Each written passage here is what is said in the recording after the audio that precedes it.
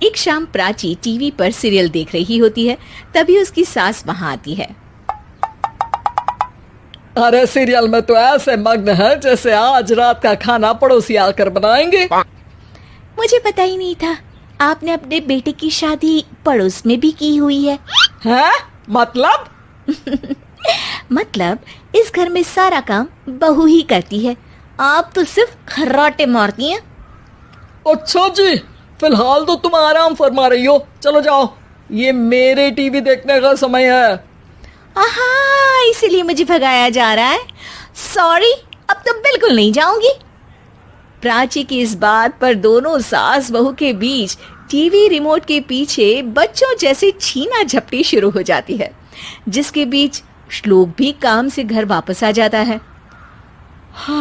आज मेरी चूहे बिल्ली की जोड़ी किस बात पर झगड़ रही है? अरे तेरे बीवी मुझे टीवी ही नहीं देखने दे रही। अरे तुम्हारी मम्मी मुझे खाना बनाने के लिए फोर्स कर रही है। अरे वाह, ऐसे बेतुके रीजन पर तो बच्चे भी झगड़ा नहीं करते।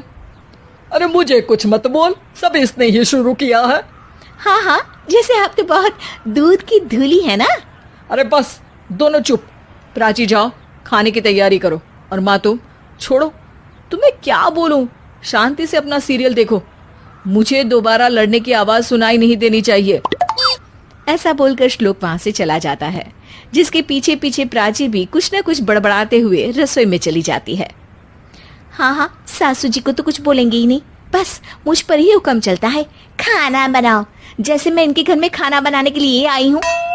इसी तरह शाम बीतती है और रात को श्लोक और प्राची की सास खाना खाकर सोने चले जाते हैं, लेकिन प्राची गुस्से में कुछ खाए बिना काम में ही लगी रहती है। इस घर में किसी को घंटा फिक्र नहीं पड़ता, मैं खाऊं या भूखी रहूं।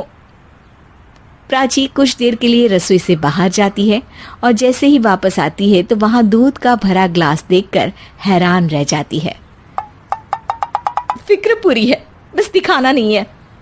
प्राची दूध पीकर सोने चली जाती है और अगली सुबह एक बार फिर सास बहू का कार्टून नेटवर्क स्टार्ट हो जाता है।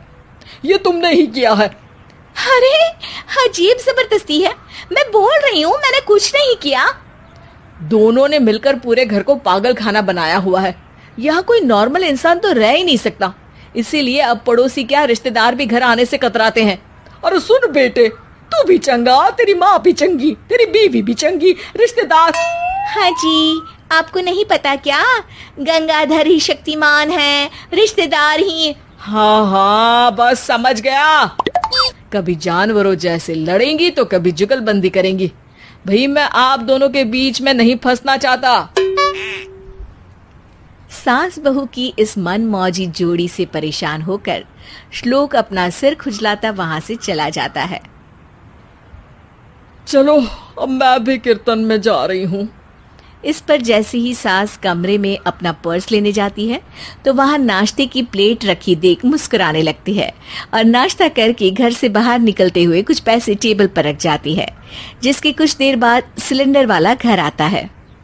ओ मोरी मैया, मैं सिलेंडर के बारे में तो बिल्कुल भूल ही गई थी। घर खर्च के सारे पैसे भी मम्मी के पास है और श्लोक से बोला तो उल्टा 4 बात सुनाएंगे। प्राची ये सोच ही रही होती है कि अचानक उसका चेहरा चमक उठता है और वो घर में आकर इधर उधर देखने लगती है। तभी उसकी नजर टेबल पर रखे पैसों पर पड़ती है, जिन्हें वो सिलेंडर वाले को दे देती है। ये सब श्लोक देख लेता है। अच्छा बेटे, इतना बड़ा घोटाला, सबके सामने मैं तेरी दुश्मन और पीठ पीछे तेरी मेरी यारी। इस पर श्लोक एक प्लान बनाता है और शाम को सब एक साथ बैठे होने पर बोलने लगता है। माँ, तुम दोनों की बहुत लड़ाई होती है, इसलिए मैं सोच रहा हूँ कि प्राची को उसके घर छोड़ाऊं, इससे वो भी खुश रहेगी और तुम भी। अचानक श्लोक की ये बात सुनकर सास बहू शौक से उसकी तरफ देखती हैं। अरे ऐसे कैसे घर छोड़ाओगे, मुझे कहीं नहीं जाना। अरे तुमने बोला नहीं पर मैंने सुन लिया, तुम्हें मम्मी के साथ रहना अच्छा नहीं लगता, मुझे पता है। अरे वो अरे, जब बहू खुद कुछ काम बोले तो वो तुझे सुनता नहीं, और अब जो इसने बोला ही नहीं वो तू समझ गया। जब उसे नहीं जाना तो फिर जबरदस्ती क्यों कर रहा है? अच्छा, फिर आपको मौसी के घर छोड़ाता हूँ, बस अब आप दोनों एक घर में एक छत के नीचे नहीं रह सकती। मैं इस टॉम एंड जेरी की जोड़ी को और नहीं झेल सकता। है? ऐसे कैसे नहीं रह सकते?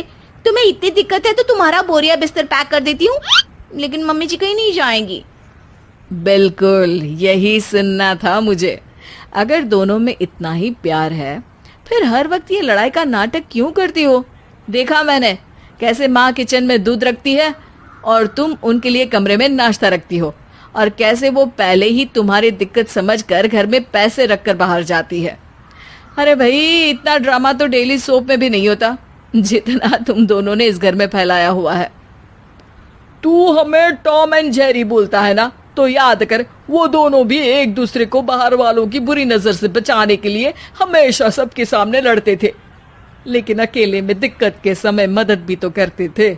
बस हमारा रिश्ता भी कुछ ऐसा ही है। और वैसे भी अगर सास बहू में तू मैं नहीं होती तो दुनिया वालों को कहानियां कैसे मिलेंगी?